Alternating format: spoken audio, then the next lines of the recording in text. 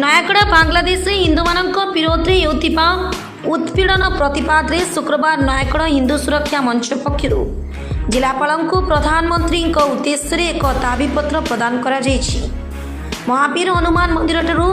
ଶତାବ୍ଦୀ ସାଧୁ ସନ୍ଥ ରାଷ୍ଟ୍ରୀୟ ସ୍ୱୟଂସେବକ ସଂଘର କର୍ମକର୍ତ୍ତା ବିଭିନ୍ନ ହିନ୍ଦୁ ଅନୁଷ୍ଠାନର କର୍ମକର୍ତ୍ତା ଏବଂ ଶୋଭାଯାତ୍ରାରେ ବାହାରି ସହର ପରିକ୍ରମା କରି ଜିଲ୍ଲାପାଳଙ୍କ କାର୍ଯ୍ୟାଳୟରେ ପହଞ୍ଚି ଦାବିପତ୍ର ପ୍ରଦାନ କରିଥିଲେ। ଏହି ଶୋଭାଯାତ୍ରାରେ ରାଷ୍ଟ୍ରୀୟ ସ୍ୱୟଂସେବକ ସଂଘର ଜିଲ୍ଲା ସଂଘ ଚାଳକ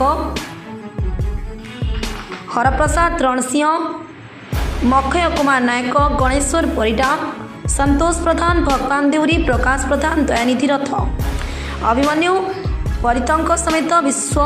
ହିନ୍ଦୁ ପରିଷଦ, ବିଦ୍ୟାର୍ଥୀ ପରିଷଦ, ମଠ ମନ୍ଦିରର ସନ୍ଥ ସମାଜ ଓ ମାତୃ ମତ୍ସଳ କାର୍ଯ୍ୟକର୍ତ୍ତା ଯୋଗ ଦେଇଥିଲେ। ସଞ୍ଚାଳନ ଅଧିବକ୍ତା ଚନ୍ଦ୍ର ବିଜୟ ମିଶ୍ର ବିଭିନ୍ନ ସଂଗଠନର ପ୍ରମୁଖମାନଙ୍କ ସହ ଆଲୋଚନା କରି ହିନ୍ଦୁ ସୁରକ୍ଷା ଦିଗରେ କାର୍ଯ୍ୟ କରିବା ପାଇଁ ପ୍ରଦାନ କରିଥିଲେ। जो जघन्य अत्याचार करा जाउछि, जो भली भाबरे हिंदू भाई मानकर दुकान बाजार को लूट करा जाउछि, धर्मांतकरण करा जाउछि, जो भली हिंदू देवदेवींकर मूर्ति को नष्ट करा जाउछि, हिंदू गण चेतना को संपूर्ण भाबरे पददलित करा जाउछि, हिंदू मानकर मानविक सुरक्षार जो भली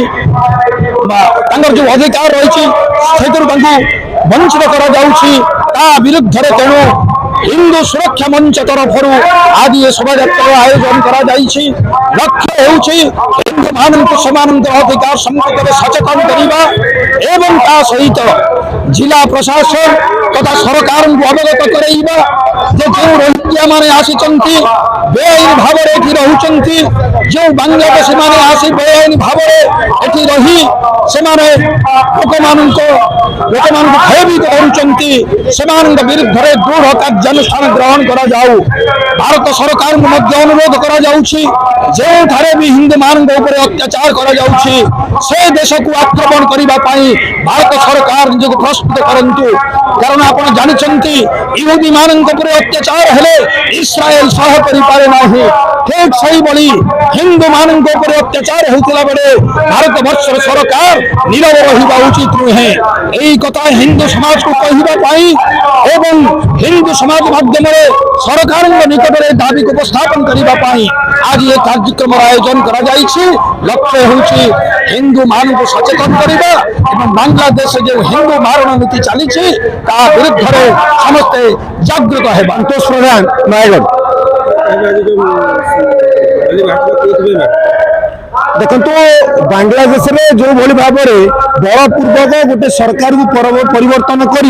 कट्टर मुसलमान माने सेठारे अवस्थान करुवा हिंदू मान अकथनीय अत्याचार करवा, संपत्ति की नष्ट करवा, माँ भौणी मान को निर्यातना देवा, हिंदू मंदिर को नष्ट करवा और बलपूर्वक भाव में सेठी हिंदू धर्मर लोक मान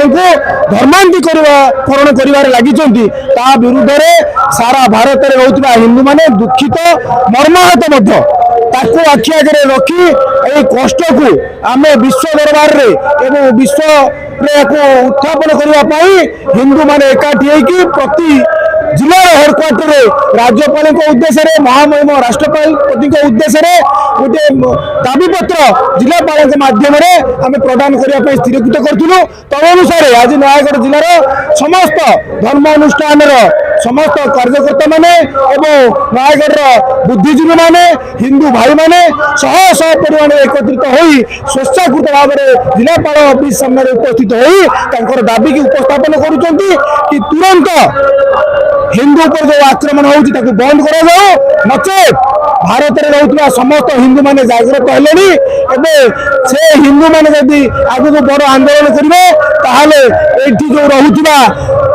बांग्लादेशी जो माने भारत में अवस्थापन करिसंती सेमानक ऊपर जो कार्यानुष्ठान हबो से बांग्लादेश